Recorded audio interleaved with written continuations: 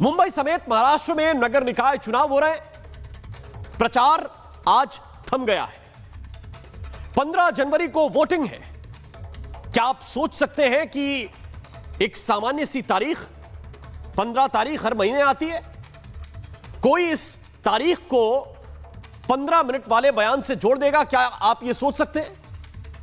मंच पर खड़े होकर 15 मिनट बोलने वाले जब वोटिंग की तारीख को आधार बनाकर यह याद दिलाएं कि वो 15 मिनट वाले हैं, तो आप सोच सकते हैं कि चुनाव किस तरफ मोड़ा जा रहा है।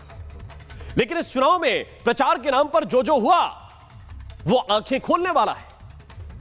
दर्शकों, नतीजे तो जनता तय करेगी, लेकिन प्रचार में जो कहा गया, जो सुना गया, वो ये बता रहा है कि मुस्लिम तुष्टीकरण की राजनीति का चेहरा कैसा होता है। हिजाब बुर्का वाली मेयर, हिजाब बुर्का वाली पीएम बनाने की बातें की जा रही हैं। कौम के नाम पर वोट देने की अपील की जा रही है। कौम की कयादत खड़ी करने की दलीलें दी जा रही हैं और सेकुलर होने का साथ साथ दावा भी किया जा रहा है। क्या राजनीति है?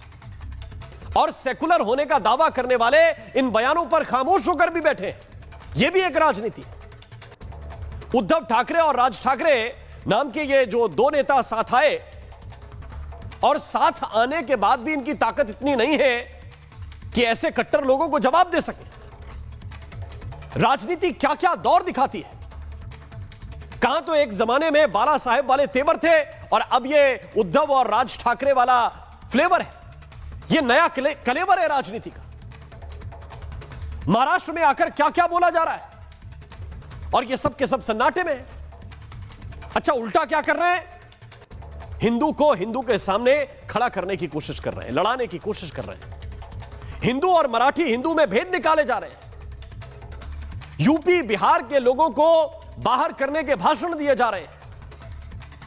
इस तरह बोला जा रहा है, उठाओ लुंगी बजाओ पुंगी, पता नहीं क्या क्या भाषण है। दक्षिण भारतीय पहनावे का मंच से अपमान किया जा रहा है। और कमाल क्या है? कमाल यह है कि कांग्रेस, एनसीपी जैसी जो पार्टियां खुद को धर्मनिरपेक्ष बताती हैं, ये दो शब्द नहीं बोल पा रही। सारा का सारा खेल वोट बैंक का है आपके सामने। क्योंकि जब विचारधारा की जगह अलग अलग चार धाराओं का गठबंधन हो जाता है तो तस्वीर कुछ ऐसी होती है। अच्छा, प्रचार ऐसा लग रहा है जैसे प्रधानमंत्री तय करने वाला चुनाव चल रहा हो कि इस चुनाव के बाद देश की दिशा दशा सब बदल जाएगी, ये मुख्यमंत्री बनेंगे, ये प्रधानमंत्री बनेंगे। चुनाव चल रहा है मुंबई में, चुनाव चल रहा है महाराष्ट्र में। बात हो रही संभल की मस्जिद की कि संभल की मस्जिद का क्या होगा। कोई बता रहा है कि बिहार में हिजाब खींचा जा रहा है, खींच लिया गया है। बहन बेटियों के हिजाब खींचे जा रहे हैं। ये भाषा एक घटना से जोड़कर बनाई जा रही है। अरे भाई, पार्षद बना रहे हो कि पीएम बना रहे हो? मेरे भाई, ये काउंसलर का चुनाव हो रहा है। सभासद बनना है, पार्षद बनना है, क्या बनना है आपको पता है? ये मेयर का चुनाव है। पानी, नाली, सड़क, सफाई, सारी बातें मंदिर मस्जिद की करोगे तो इनकी बात कौन करेगा और इनका सॉल्यूशन, इनका हल कौन देगा? लेकिन ये नेता नहीं है, ये आर्टिस्ट हैं, कलाकार हैं, गजब के कलाकार हैं।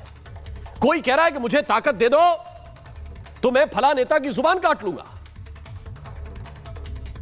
वो ये भी समझा रहे हैं कि भाई मैं तो उत्तर प्रदेश का रहने वाला हूं, पटक दूंगा तो 32 ही बाहर आ जाएगी। अच्छा, इसमें उत्तर प्रदेश का क्या योगदान है? आपको किसी को पटकना है तो पटकिए, नहीं पटकना है मत पटकिए। मैं उत्तर प्रदेश का रहने वाला हूं, पटक दूंगा तो 32 ही बाहर आ जाएगी। ये क्या लैंग्वेज है भाई?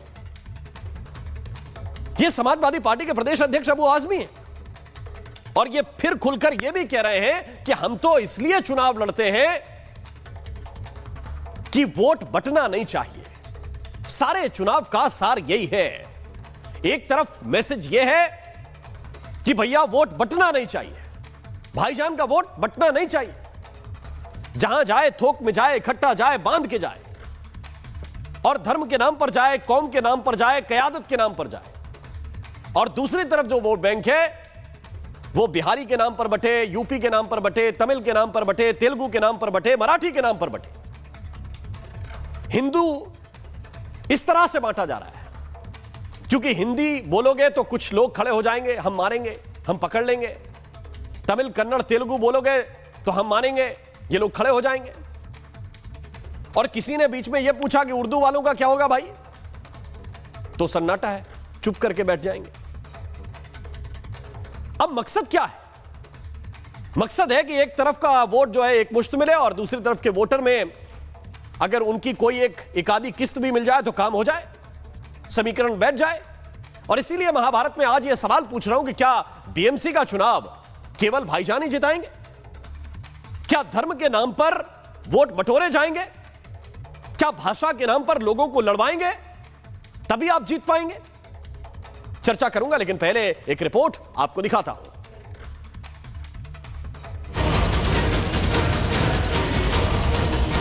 संभल की मस्जिद अब परेशानी के माहौल में आ चुकी है कानून बनने के बाद। सुन ले मोदी, चाहे तू कितना भी जुल्म कर ले, तू थक जाएगा, लेकिन हिंदुस्तान का मुसलमान नहीं थकेगा। ये सब सर तन से जुदा वाले, ये सब आई लव मोहम्मद वालों को हमको वापस उनके पाकिस्तान में बैठे हुए अब्बा के पास भेजना है, इधर से उनको साफ कर देना है। निकाय चुनाव महाराष्ट्र का, लेकिन इस सियासी सरगर्मी के बीच हैदराबादी भाईजान ने चैप्टर खोला उत्तर प्रदेश के संभल की शाही जामा मस्जिद का, और फिर यह दावा कर दिया कि संभल की मस्जिद मुश्किल में है। हमारे हिंदू धर्म के भाई के स्थान है, बौद्ध धर्म के स्थान है, वहां पर उन्हीं के मजहब का आदमी मेंबर बन सकता है और वैसा ही सही है। मगर जब मुसलमानों के धर्म स्थान की बात आई वक्फ बोर्ड की, तो मोदी ने कहा कि नहीं, यहां पर कोई गैर मुस्लिम कोई मेंबर बनाया जा सकता है। अगर हमारे मजहबी जगहों को कोई कानून बनाता हासिल करने के लिए, और मेरी बात याद रखो, खुदा ना खास्ता संभल की मस्जिद अब परेशानी के माहौल में आ चुकी है कानून बनने के बाद। हैदराबादी भाईजान का एक बयान अभी शांत नहीं हुआ था कि तब तक जूनियर ओवैसी का भी हाई पिच वाला बयान सामने आया, जिसमें वो मोदी सरकार पर हमला बोलते बोलते कलमा से लेकर शरिया तक पहुंच गए।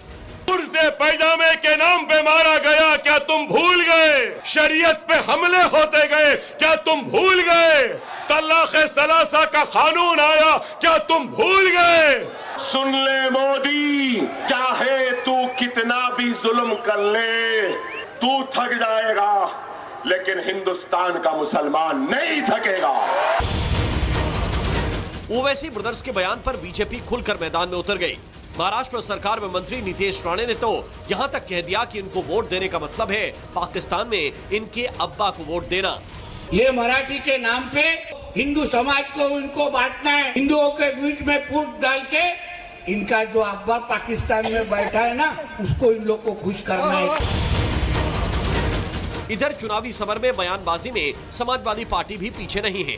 सपा नेता अबू आजमी बीजेपी और ओवैसी दोनों पर हमलावर दिखे और जुबान काटने तक की धमकी दे डाली। यहाँ का मंत्री बोलता है सर कि कुरान शरीफ पढ़ना है तो पाकिस्तान में जाके पढ़ो, बोलता है ना।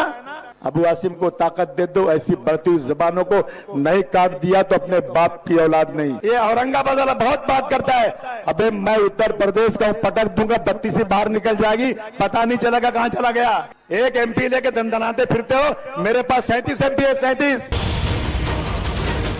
एक तरफ नफरती बयानबाजी का दौर चल रहा है तो दूसरी तरफ शिवसेना यूबीटी के नेता संजय राउत मतदान में धुलाई करने की धमकी दे रहे हैं, तो दूसरी तरफ राज ठाकरे अन्ना मलाई के लिए विवादित बयान दे रहे थे।